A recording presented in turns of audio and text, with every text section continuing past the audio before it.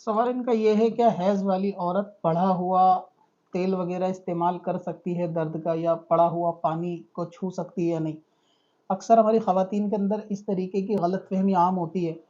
کہ دم کیا ہوا پانی یا قرآن پاک کا پڑا ہوا پانی ناپاکی کی حالت میں اس بوتل کو چھو سکتے ہیں، پانی کو پی سکتے ہیں، یا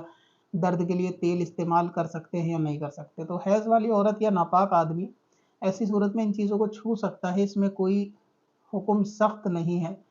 خاص کر یہ کہ کوئی ایسا تعویذ نہ ہو کہ جس پہ قرآنی آیت لکھی ہو، تو اس طریقے کے معاملات کو چھو سکتا ہے۔ بہتر یہ کہ ہاتھ دھو کر ہی چھوئے، لیکن قرآن پاک کو ہاتھ نہیں لگا سکتے، اس کی آیت کو نہیں چھو سکتے۔ باقی تیل جو ہے وہ مریض کے لیے درد کے لیے تو اس کو ملا جا سکتا ہے، ہاتھ میں بھی لیا جا سکتا ہے ناپاکی کی حالت میں، اور دم کیا ہوا پانی بھی جو ہے وہ پیا جا سکتا ہے، تو اس میں کوئی خرابی نہیں ہے۔